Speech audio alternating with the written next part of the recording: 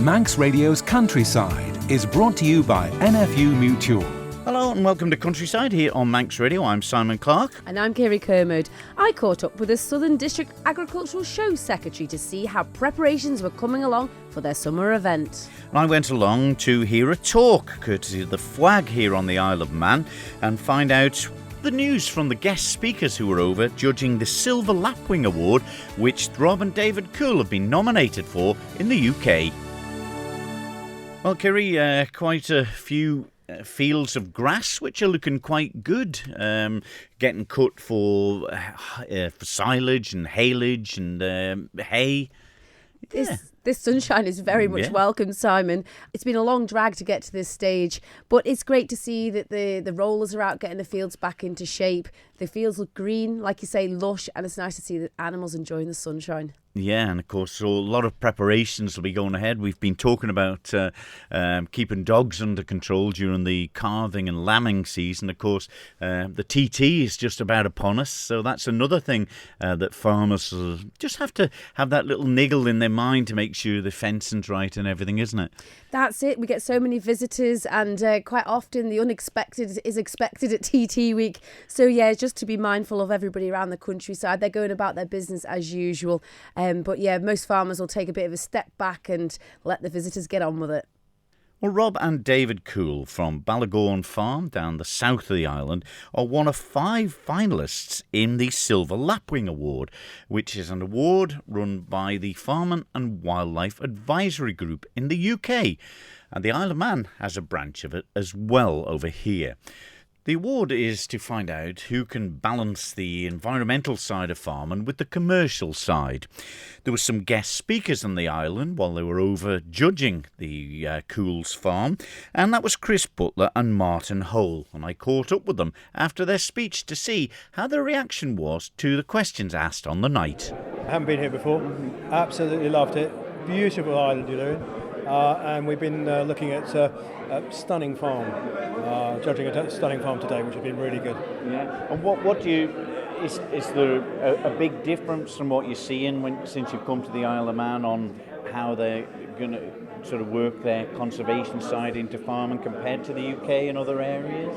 Not really a big difference from that point of view. I mean, we actually judging, we haven't seen any other dairy farms this time round, so that's completely different.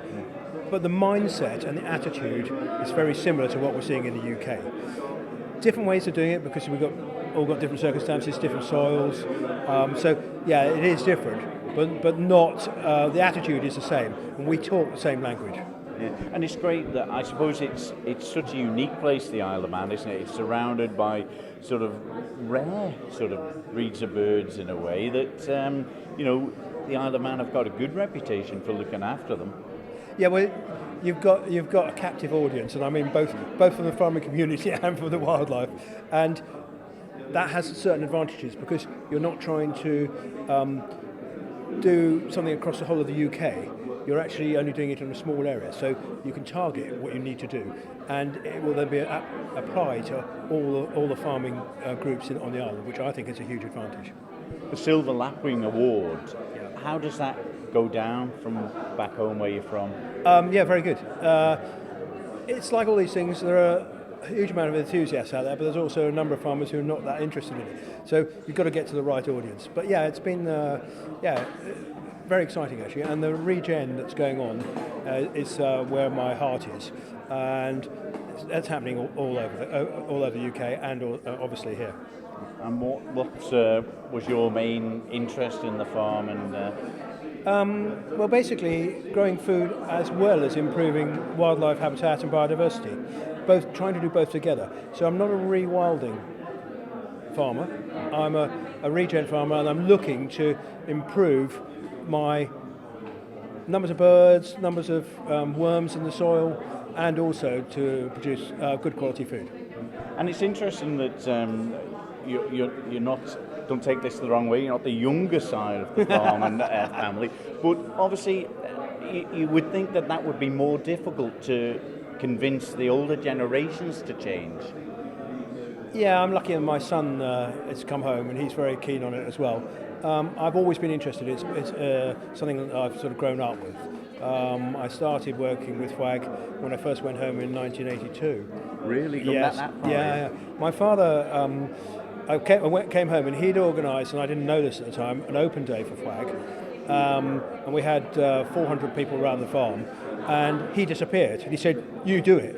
So I had a very sharp learning curve, and I learned an awful lot very quickly. How much time do you have to spend on the judging side of it from the awards? Well, the award itself, we're actually looking at 5 farms throughout the UK and the Isle of Man. We started on Monday morning in Suffolk. We then drove all the way to Driffield in East Yorkshire. Then we came over here. And then tomorrow we've got a farm in Wales. And after that, one in Wiltshire, Swindon. So it's quite a... We're doing, if no traffic, 16 hours in a car. And I think it's 1,300 miles or something like that. Well, good luck with it, but it's great to see you here on the Isle of Man. Thank you very much. Well, Martin Hull, you've been in a bit of a partnership with Chris today on the speeches here in the Isle of Man. How have you found the questions that were asked at the event? Good? I think there's been a really good response. I think the Isle of Man has a farming community in the old world sense of a joined up group of people who, and it's just lovely for me coming over here and finding that and finding the pride they clearly have. So I might have raved on like a environmentalist might, but the recognition in their faces, and I think they enjoyed what I had to say, because every farmer feels that passion. But it was great to hear them listen and smiling to what you had to say about how you started in the conservation with your in-laws, was it? Yeah. Well, no, I'd started in so university. My own family. My grandfather was a keen naturalist, but definitely when I married and moved to my wife's family home, which included a small farm. And came up with what to the outside world was a fairly zany business plan, which when you look at it, it was, but it has been a good business plan, and we've been able to expand and stay at home and to build a reserve. We've been able to achieve our environmental objectives through making those investments. It takes everything, but we've been so fortunate. Well, let's get a chat with Arbury, Castellan and Maloo, MHK Jason Moore. It's great to see you here today. Found that very interesting, but look at it. It was absolutely fantastic, the range of the subjects covered, and it kept me completely interested, and the whole audience was interested in it. For them to come to the Isle of Man and actually see good practice here was really made us feel proud. Yeah, and it's a great opportunity for the guests and the farmers and wildlife people on the island to hear really how they've changed things over there and how they're looking at it, how maybe they've changed people. That's it. It was one of the standout moments when they actually said that the farm they visited today was to be there 10 years ago, just in terms of it was so rare 10 years ago to see a farm of this standard, and what David and Rob have done is fantastic, and they've really punched with the weight in terms of what they're offering and what they're doing, and to bring in judges from across who are kind of reflecting those same thoughts, they must feel really proud. Well, let's get a chat with the DEFRA Minister, Claire Barber. Great to see you here today. Interesting talks. Yeah, really interesting. I thought it was great actually to see the dynamic between the two judges or speakers as they were tonight. With that real in-depth review around what's actually happening on farm and how that works out in terms of yields, and much more about the data set, but also then just the passion and the enthusiasm and that conservation element, and really wanting to bring back some of the things I suppose that people saw in their childhood, but also understanding that sometimes the things you thought were good about nature aren't always the good things. I thought that was quite insightful, certainly with some of the bird life, whereas you understand more, you start to realise actually some of the things that look nice from a distance actually are damaging the birds that really are valuable, such as, for example, the lapwing, which is the namesake of the trophy that we were here in honour of, really. Yeah, and it was great that there was a good audience here this evening of Manx people who were involved and maybe in asking inquisitive questions can we do this sort of thing on the Isle of Man? Yeah, and it's always been my experience, actually, you're going out and speaking to farmers. The people you speak to, they know the best about what's out there in the countryside. They really understand it. And there is a passion to do more. But equally, actually, there's a huge amount that's already happening, and I think it's great that we can celebrate that. Both through the Chuff Award, but also now through accessing the award across the United Kingdom as well with the Silver Lapwing. And I think it's really important we celebrate what's already happening. It's very easy to say, oh, we need to just do more, without remembering what's going on already. And I think anything we do to celebrate that, and seeing people here asking those questions, wanting to understand what they can do, to take that step along the slider, as was used by the speaker, even further in terms of what we do. It's good news. Getting that balance between food production and environmental responsibility, I think, is vital.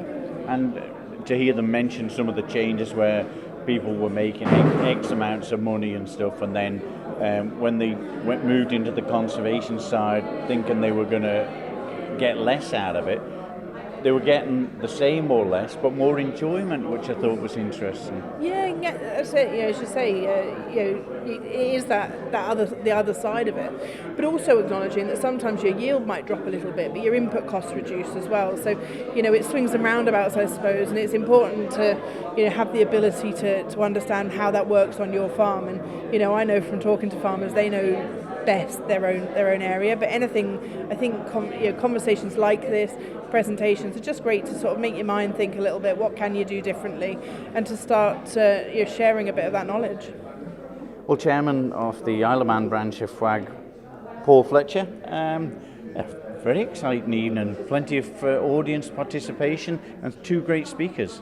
Yeah, both Chris and Martin over judging for the Silver Lapwing Award, our first farm entry from the Isle of Man to be being judged for the UK National Award. It's absolutely super. As you know, Simon, the Chuff Award's been running from the farm competition on the island's been running for a number of years, but this is the first time we've actually had somebody go forwards. And both absolutely super speakers, quite deep, quite probing, and a good range, as you say, good range of questions and interaction with over 50 people here tonight. And I think that was what come over amongst many of the things. It come over to the audience that certain things can be done. Yes, and what I think members of the farming community and supporters of the farming community alike appreciate, that the conversation, the talks this evening are coming from farmers. They're not people that just regurgitate from a textbook or from a screen on a computer. These are people that farm, that they're on the journey, producing food and working with nature and wildlife, the same as farmers on the island.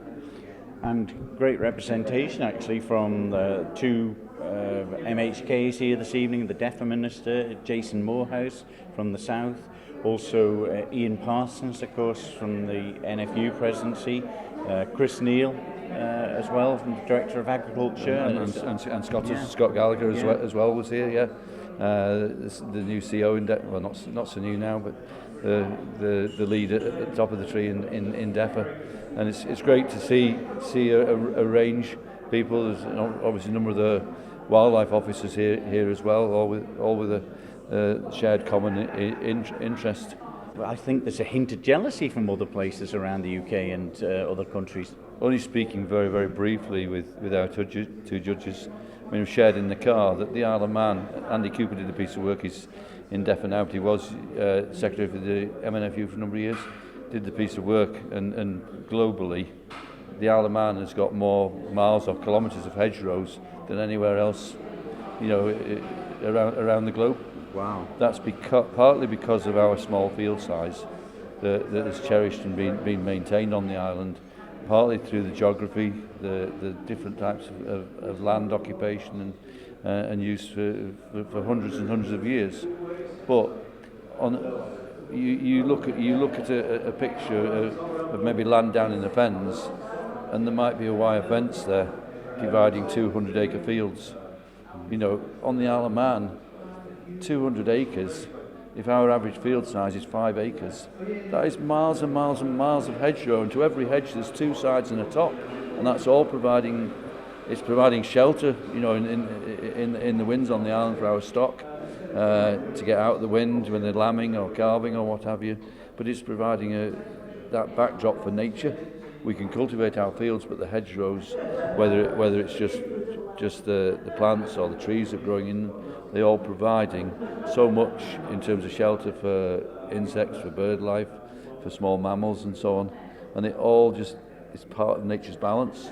And the island, I think I'm married, Manx, but I think as an island we don't shout about the successes we have sufficiently. And it's really nice that when you get visitors to the island, that actually identify, can see how good things are here. There we are, Chairman of the Isle of Man Farming and Wildlife Advisory Group, Paul Fletcher. Before that, we heard from the DEFRA Minister, Claire Barber, and Arbury, Castletown and Maloo MHK, Jason Moorhouse, and the guest speakers, Chris Butler and Martin Hole. And it was great. A lot of farmers and the wildlife people were there on the night, over 50 people, Kirree, and lots of great questions that were asked on the night as well. To find out, how they could sustain this and still keep the farm profitable. I think that's the one thing about the island's farms. They've never lost that touch with nature. Lots of them are mixed livestock farms, still keeping lots of species of different animals. And also the small fields as well, the hedges, the gorse, the proper heritage of our island is still there. And farmers have been able to make an income from the land over generations. Yeah, not just a pig wire and barbed wire fence in between all the fields, you see, is there? So. And this is it. And we're seeing this now when Mother Nature can be quite brutal. There's lots of fences that stop the animals roaming and getting in behind the hedges and walls. We think we're doing a great job tidying up, putting modern day fencing in the road to keep things perfect. But sometimes the wilds is where nature really happens. Yeah, and it's always strange to me how I think we try and do so much, even on the Isle of Man here, on a smaller scale, obviously, than lots of places. But yet still numbers of certain species are declining, which it's always disheartening at times, isn't it? But the other hand is we've got a lot more species on the island that we can see and around our waters that a lot of other places are jealous of, isn't it? Very much so. I think we've got a great look towards nature and conservation alongside that commercial element of farming, which is still so very important. But we get a lot of support here and advice and all of the different methods that work better in hand with nature. And I think the agri-environmental scheme that's been implemented more recently is certainly bringing that knowledge to the farmer community so we can get that balance right, just like Rob and David have shown in that final result.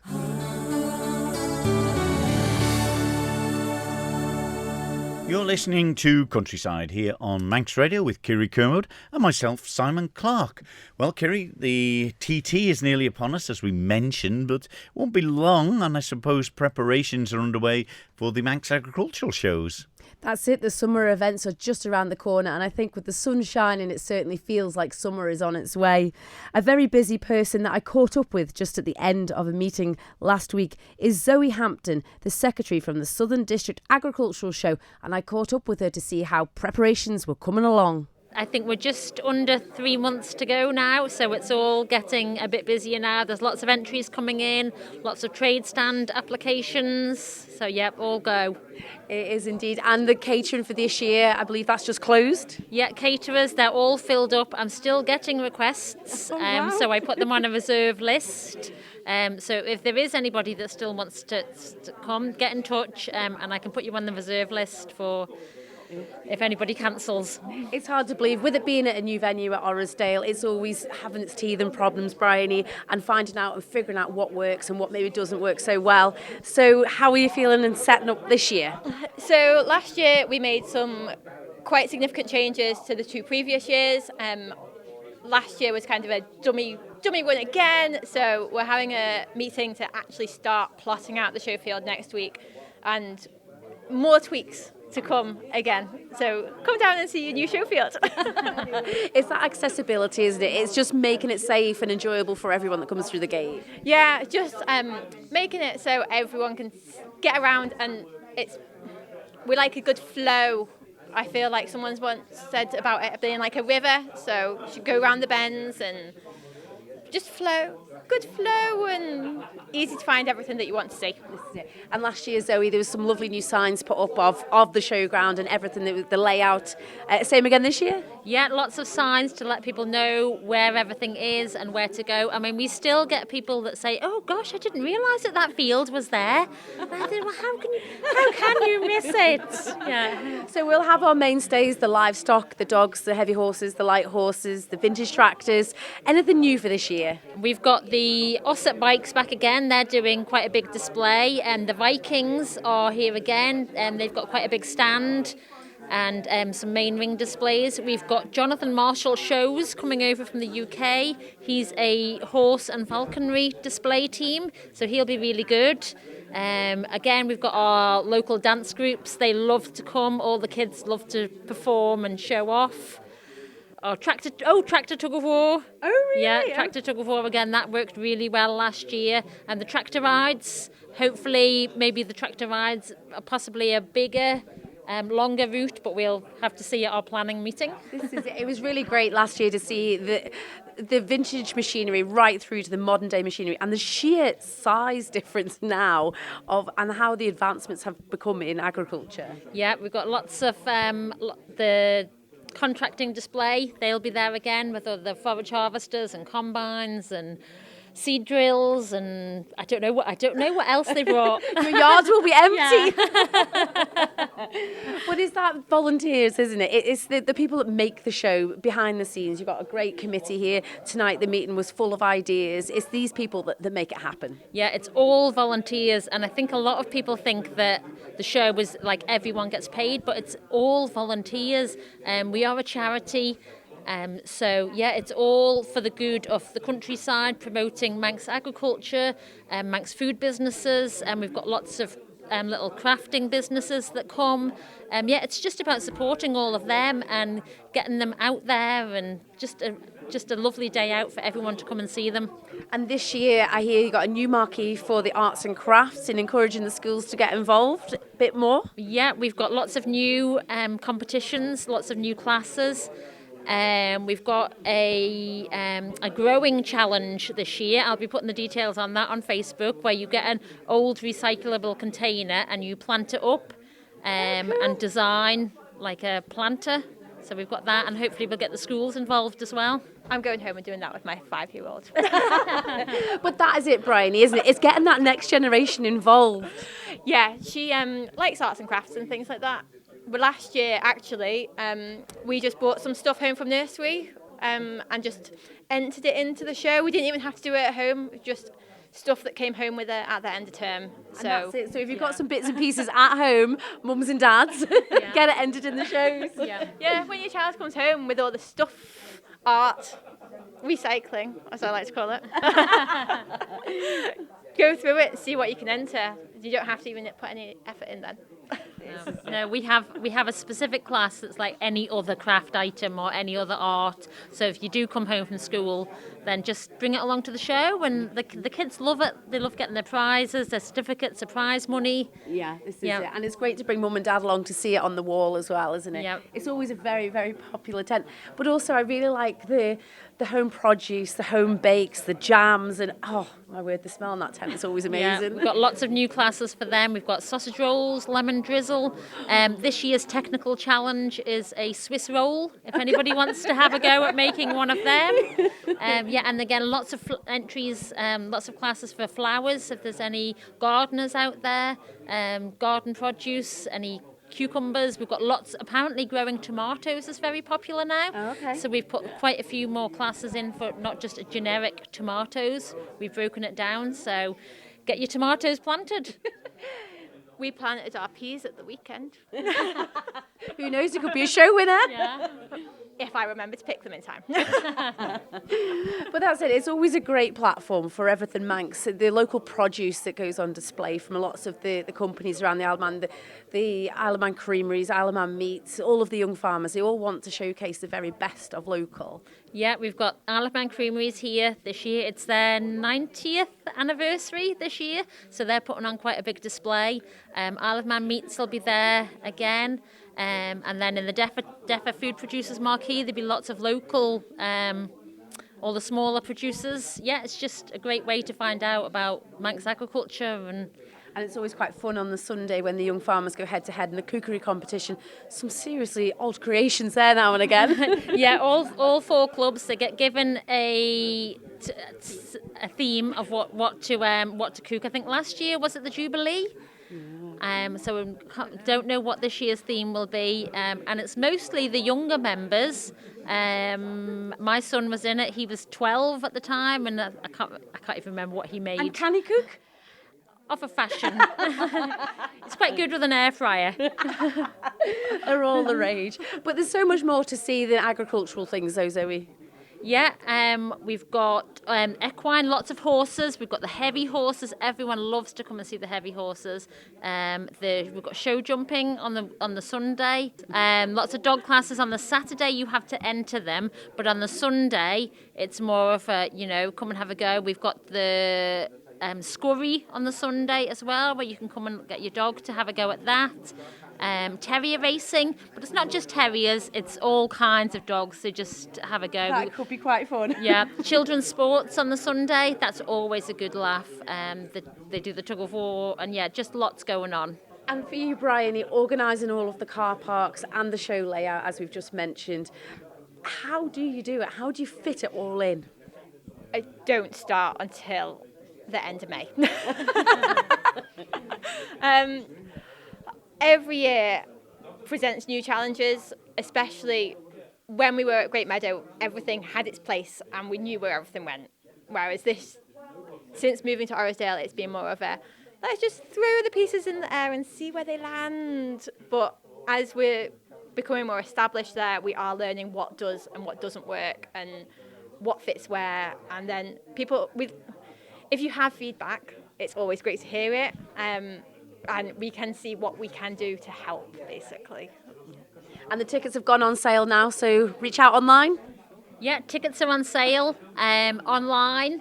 Of course, again, this year kids go free, so it's a really good day out.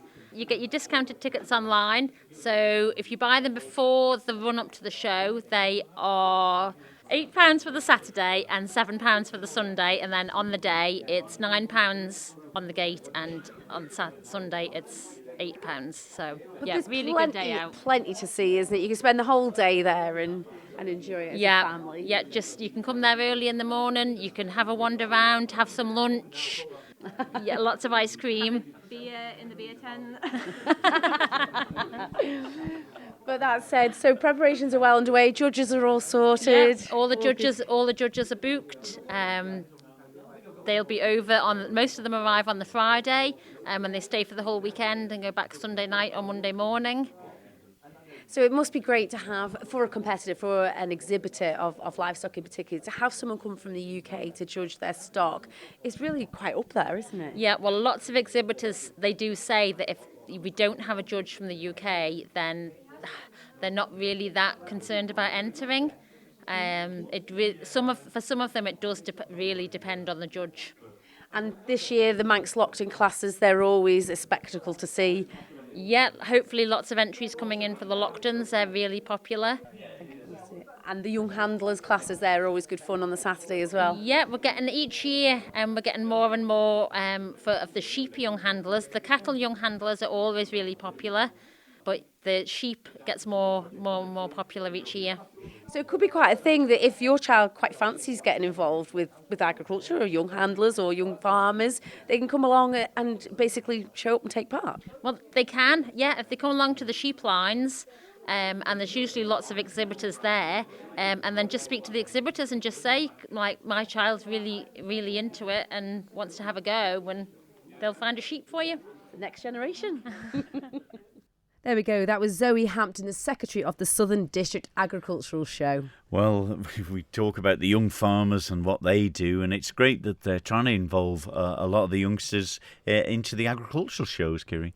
It really is great. The arts and crafts in particular there, Zoe mentioning, schools can get involved, parents can bring along old artwork and turn up on the day to put the entries in. But they're always looking for new ideas. You know, the agricultural show's been around for decades, but to keep the footfall coming, to see the great efforts that the exhibitors, the livestock exhibitors have put on, and even all the trade stands, it's so important to keep all the community involved. Yeah, and it's we say it every time, but it is such a part of the probably the older generation farmers, where they wouldn't have travelled as much in days gone by, but certainly they'd have travelled to the shows, wouldn't they?